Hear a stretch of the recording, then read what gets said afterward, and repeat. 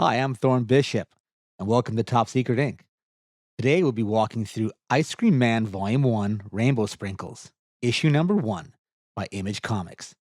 So get comfortable, because it's going to be one hell of a ride. Picture this: a sweltering summer evening in some nowhere suburban hellscape in the Midwest of America. The sun's dropping like a stone, and here comes this ice cream truck making its final rounds before darkness swallows everything whole.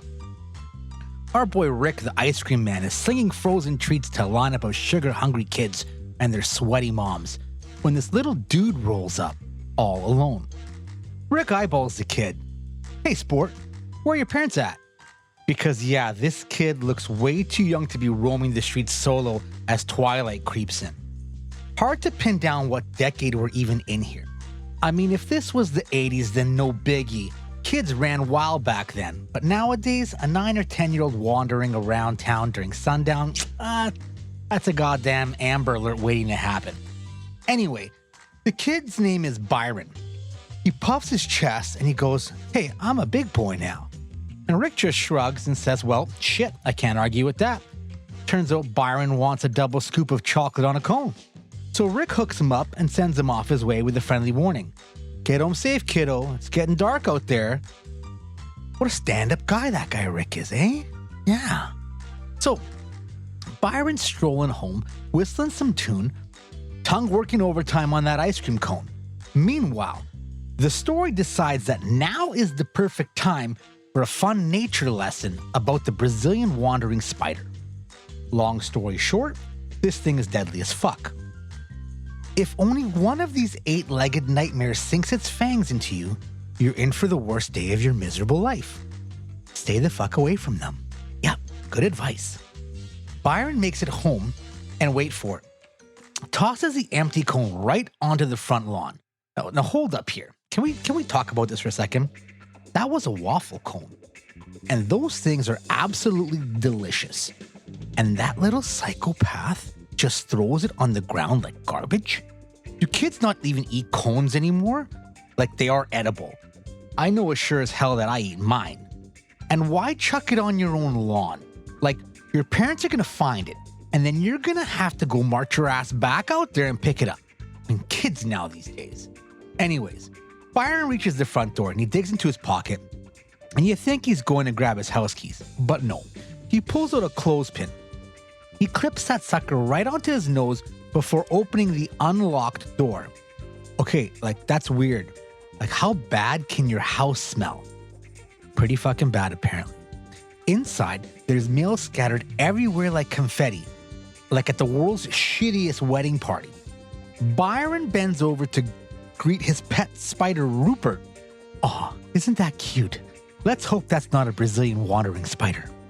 Byron heads to the kitchen to see his parents, and we see a glimpse of the living room. Looks like a tornado fucked a dumpster fire in here. There's garbage and spoiled food everywhere. And now that probably explains why he's wearing that clothespin. In the kitchen, we find out why Byron really needs the nose clip. His parents are sitting at the kitchen table, dead. Stone cold corpses. Been there for probably a month from the looks of it. Rigor mortis has set in, the flesh is withering away, and their faces are frozen in expressions of pure agony. Yeah, definitely not a good way to go. Okay, so time out here. How fucked up is this kid? You got 2 dead parents who've clearly been rotting in the kitchen for weeks, and no one knows they're gone?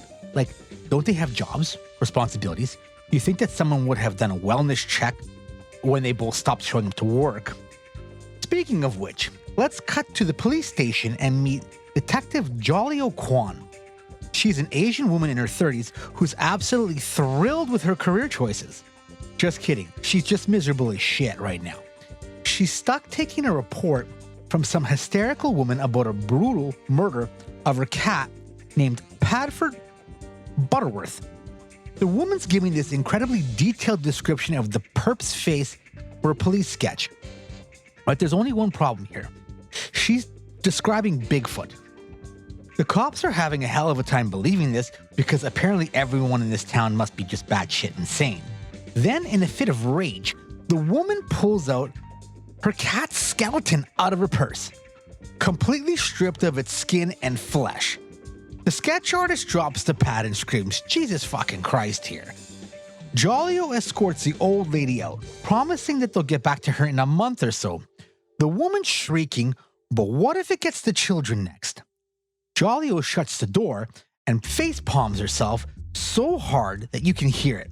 Yeah, dealing with crackpots all day will definitely do that to you. Okay, so enter Jolio's partner. His name's Briggs. He's holding the artist sketch, Bigfoot and all, shaking his head in disbelief. Both detectives get called into their boss's office. The boss slides 2 photographs across the desk. It's of Tom and Henrietta McAllister, and he wants them to pay a visit to that couple's house. It seems that they've both gone MIA.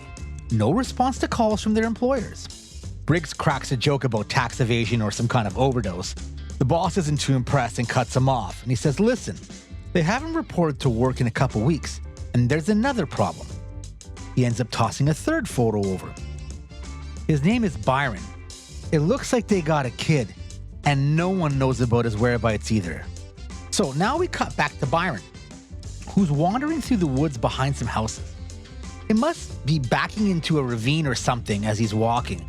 He stumbles across a severed leg of a cat or a coyote or who fucking knows. It's just a leg lying there like someone's leaving some twisted breadcrumb trail. Byron hears something rustling in the forest, branches snapping and footsteps. He turns the corner and there's a guy standing there.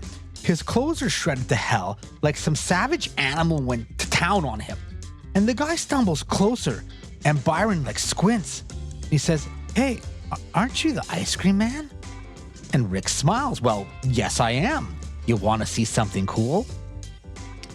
And he gets within arm reach of Byron, snaps his fingers, and boom, there's a double scoop chocolate ice cream cone that magically appears in Byron's hand. Rick leans down, tells him, you shouldn't be wandering in the woods by yourself. It's pretty dangerous out here. Maybe you should head back home to your parents. Kind of getting late." Speechless, Byron just hangs his head in shame. Meanwhile, Jolio and Briggs are driving over to the McAllister house. On the way, we get this lovely monologue about parasites and how we're all slowly being eaten from the inside out. I really fucking hope that this is not real, because that's twisted as hell. Jolio hears Briggs say something completely insane about cockroaches, which makes no sense whatsoever. Turns out, Jolio was just daydreaming about roaches while Briggs was asking her about work documents. Apparently the company's trying to screw them with their benefits and pension plans, which honestly is complete bullshit. They arrive at the house. Briggs mentions his kid's upcoming birthday party and invites Jolio. Apparently, she's a total hermit who never leaves her house when she's off duty, so maybe this will get her to socialize a bit more. As they approach the front door, they notice that the door is actually ajar. It's wide open. They walk in and immediately know something is wrong. There's garbage everywhere. And that smell. Christ. That fucking smell. Something is rotting in this place. Jolio notices the TV is on, blaring loud, and there's a commercial running. Hey, and look who it is. It's our buddy Rick, the ice cream man. He's talking about all these new flavors with that $1 million smile. Briggs enters the kitchen and yells, "Holy fuck! Jolio, get in here right now." Jolio runs into the stench of rotting flesh that hits her like a sledgehammer. She covers her nose and mouth with her arm, fighting the urge to puke. Looking at the decomposed body, she asks, "How long have they been dead? This can't be just a few weeks here." Briggs is about to answer when he screams, "Ouch!" and slaps the back of his neck. What the fuck was that? Something just bit me. He pulls his hand away from his back, and there's a large spider in his palm. Aw, it's Rupert, the family pet. Briggs suddenly starts foaming at the mouth, currently learning his first hard lesson about the adverse effects of being bitten by a Brazilian wandering spider. He drops to the ground convulsing. Jolio hits the floor to help him when she hears the little boy's voice. It's not his fault. It's not Rupert's fault. He just doesn't like adults. There's Byron standing with Rupert sitting calmly in his palm. Jolio stands up slowly, approaching the kid. "Hey, We need to get my partner some help now. That spider bite is killing him. Byron shoots back.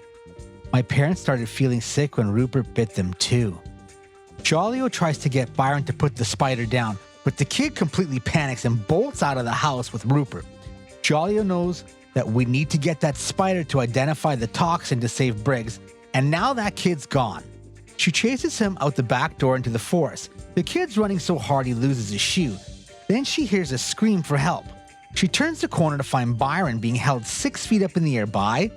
holy shit. That thing that murdered Padfoot Butterworth. Remember that crazy old lady's cat? It's a goddamn werewolf. Bigfoot, who knows what the fuck it is. It's got massive claws and there's dead animals scattered all around it.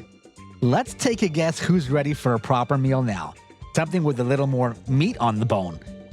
The beast is about to bite into that tiny, tender morsel when Jolio whips out her firearm, aims it at its head and shouts, "Drop the kid!"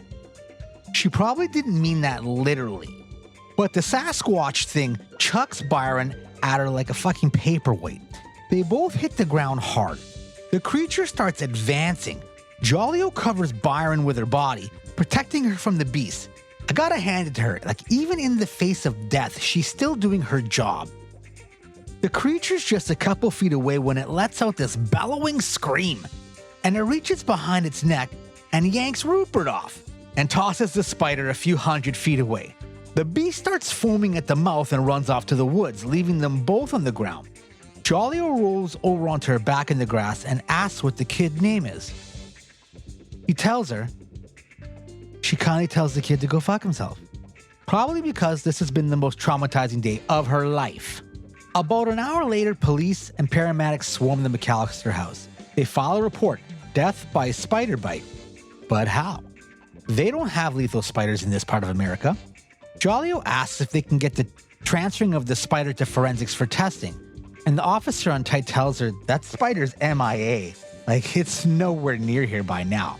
Shortly after, we see Rupert making its way from house to house to house, finally being found by Rick, the ice cream man.